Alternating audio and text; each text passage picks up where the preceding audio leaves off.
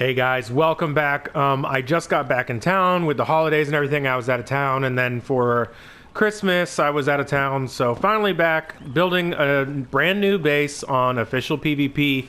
And I wanted to share with you guys some of the new techniques that I'm using to build a base, because it's always fun to build from scratch. By the way, if you're wondering what this is, I don't know why, but I lost my single player save, so I had to start over. So this is kind of like an XP factory, just crafting a bunch of stuff to get my level up. I mean, I was level 6, and yeah, it takes you no time at all when you do this. But anyway, let me go over to where I've already pre-crafted some structures. While we're headed over, please like, subscribe, and comment below. Tell me what you think.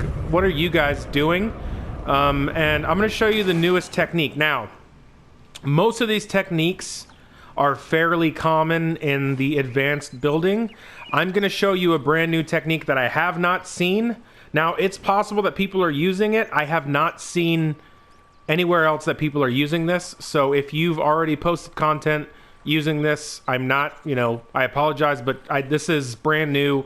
It's something that I came up with on my own. But here we go. So the first thing is, of course, okay, well, before I get started, first of all, stick around for all of this. But secondly, if you're watching this video, I'm assuming you have a basic understanding of how to build in this game, so I'm not going to go over the basics. So here we go. Obviously, people are using pillars for spam now. So, like, if this is the outer wall of your base, the idea is that there's no place in your base where they can break in from the outside and instantly be in. You want to have a layer of spam or more. I understand early game it might be hard to farm that out. Typically, you'll see people just do this, where it's just a diagonal wall with 2 regular walls. But that's kind of the old meta. Now this is what people are doing. They're doing pillars, and this is very expensive. Even if you're on 5 times, this is very expensive. But you can put 9 pillars. You can put 9 pillars in 1 unit of space, which is 1 block. And then each one of these has 5,000. So, like, let's say you're sieging it and you break 1. You're not really, you're not in the base yet. You still have to go through at least 2 more pillars. So that gives you 3,000, or excuse me, 15,000 right there within that unit. But then what you want to do after you add that pillar, you want to put a diagonal wall in there. Boom. So now, no matter what side they come in from, they have to destroy 3 pillars and a diagonal wall plus the outside wall, theoretically, of course. So that's going to buy you some time. If you have 2 layers of this, it's going to be, your base isn't going to be unraidable, but it is going to be annoying for whoever's raiding your base. And then, of course, compartmentalize every single section. So this is what it looks like from the top. 9 pillars, diagonal wall, and then all 4 walls across. All right, so that right there, I don't know, I haven't seen people adding the diagonal wall, but I kind of, that's what I've been doing. But this is, to my knowledge, a maximum honeycomb right here for 1 section, which it's a lot of resources, but it's good. Now, the second thing that I want to mention to you is, a lot of times on these outer, like, let's say you have 2 outer layers, you're gonna need mana nodes to get out to your turrets. But don't worry, because what's really cool about this is, I'm just going to show you. So let's say we have mana nodes, like you have them spread out on the edges. Once you place the mana node, you can place the pillar over it. Boom, boom, boom. It's actually better than diagonal walls, because you can't place diagonal walls next to mana nodes, or vice versa. You can't place mana nodes next to diagonal walls. Now, you have the 9 pillars, but you're not going to be able to place the diagonal wall. But that's okay, because it's still better than, one, you need those mana nodes. You don't have that final thing of diagonal wall, but this is still good spam, because no matter what, you need mana nodes, and oh yeah, sorry, Reformation stones as well, which you can place inside of these pillars. So these are the 2 things that you absolutely need on the outskirts of your base. And so it makes this kind of pillar meta work really well. And then, of course, boom, and then boom. Also, you can place mana generators inside of pillars. The only drawback is you can't really see how much mana in it is in the generator. That 500, that only represents the one crystal that it's using at the time. But as long as you always refill your generators, you'll be okay. But if you're tight on space, this may be what you want to do. Like, let's say you don't have a lot of space. You could just destroy this wall and then put your mana generators... Whoops. Oh, it's small. I'm used to the large ones. Put your mana generators inside the pillar if you can get it to place. There we go. So, and then, of course, fill. So, you know, if you're short on space, you can do that. Or if you, like, log out at night, you could always just put a wall there. Just, you know, whatever. And then, of course, cover this guy up. All right, now, on to the new meta. This is, guys, this is the main reason I'm making this video. It's the roof meta. Well, it's not really a meta yet, but I think it will become one. A lot of people are coming straight down through the roofs. Roofs are, like, vertically, it's really hard to honeycomb.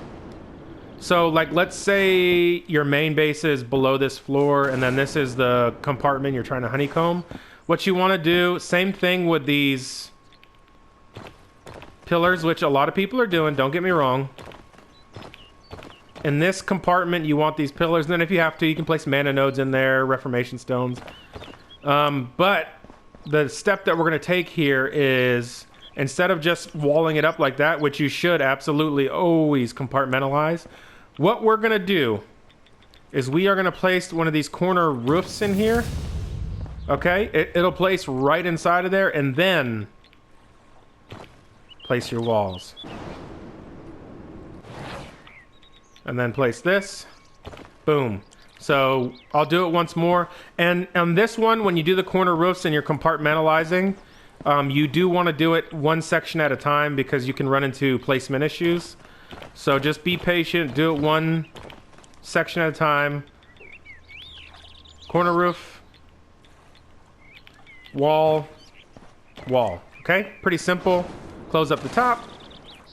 And then that is a good... solid pain in the ass to raid, especially if you have 2 layers of that, which well, yeah, 2 layers of that is going to be annoying. Now I've already kind of built a little bit. I've used some of the techniques on this base, and I'm going to show you. So, like, inside of there is the honeycomb. So we're just going to hit this. There's no reformation stones in here, but we're just going to hit this with siege damage. Hang on, let me switch to this. And by the way, this is the current meta, Concentrated Storm. Oh, it's going to take a hot minute because I'm low level, but...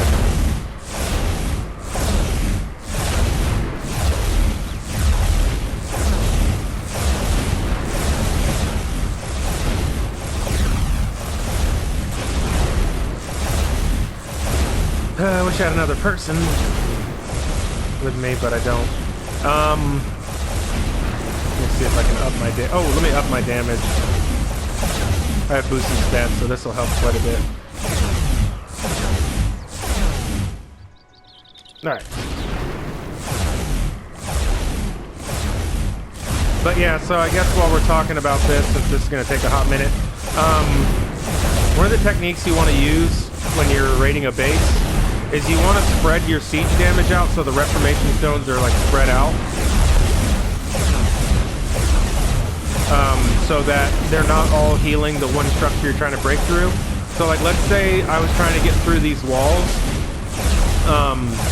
What you would want to do is essentially spread it out in areas that you're not intending on hitting. So a good one, in my opinion, is using the ice blizzard thing, which is AoE to frozen essence, and hit that on places that you don't intend to actually break in, so that those reformation stones start repairing those places, and then just bombard the area that you're trying to hit.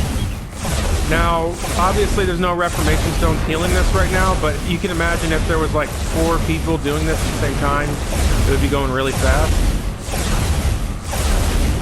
Plus, I don't have a very high level weapon, and we're just using unstable gems right now. We're almost in though, but I just want to show you this.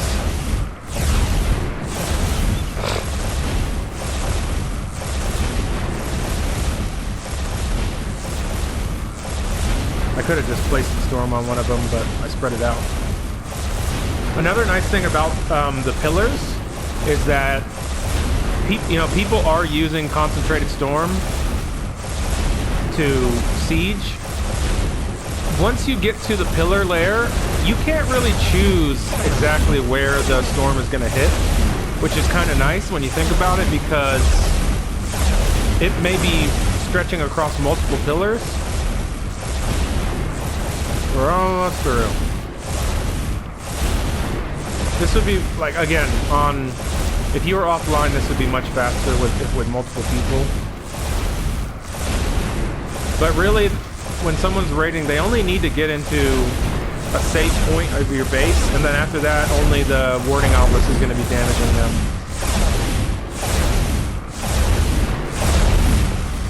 Alright, this is about to break through. And then on the top, I won't use siege damage, I'll just destroy it to show you.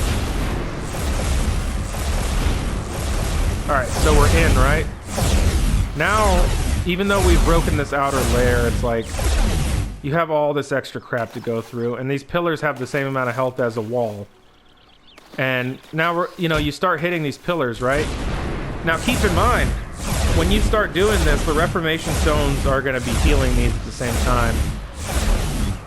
So this is spread out between a couple of pillars. I can't get a lock on this pillar because the wall, diagonal wall. But as you can see, it's spreading out the damage a little bit. So it's hitting that one, and it's hitting that one.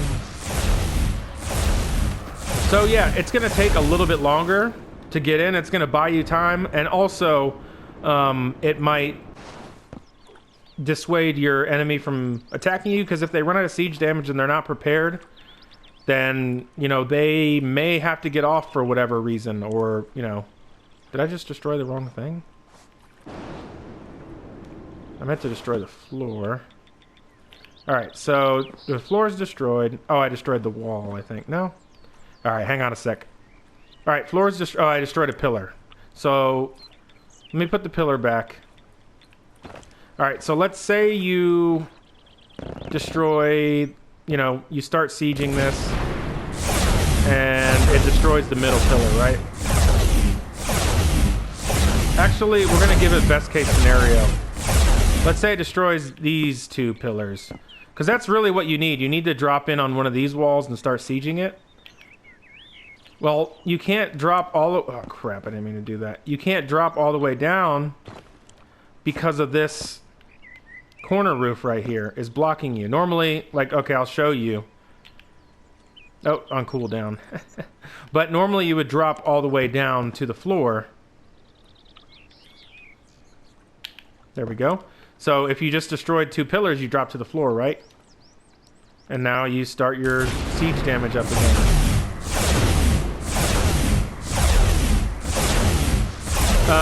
At this point you may, so it is damaging the floor, but that sloped roof would have protected the floor. Not sloped, sorry. Corner roof would have protected the floor. So now you have this extra layer with this corner roof. And so I'm hoping to see a lot more people use this. Plus, because this is a roof and it has blue metal, it has a little bit more HP than a floor or a wall or even a pillar. And it's just an extra in-between thing. Now, what you could do to even... Well, I'll save that for another time. But this, to me, this is a pretty solid honeycomb right here. It's a lot of stuff you have to get through. And, like I said, if there's a lot of people doing it, they're still going to burn through it, but it's going to take more resources. So yeah, that's the new... This is the brand new one, and then everything else that I showed you is kind of the advanced way of honeycombing. Of course, turrets, let me go into here and learn the Arcane Obelisk real quick. Or Obelisk of Flames, actually. Once you get to the Obelisk of Flames tier, I wouldn't worry too much with the Arcane Obelisk. Because they get destroyed really easily. Okay, actually, you know what? Since this is an advanced video, so what I like to do on corners is I put pillars up the sides of them, and then you can use the curved acute floor like that, right? This is what I like to do. Use the floor. Come on. Like that. And you can do it, same thing right here. We'll do it up top so you can see that it's viable here. Boom.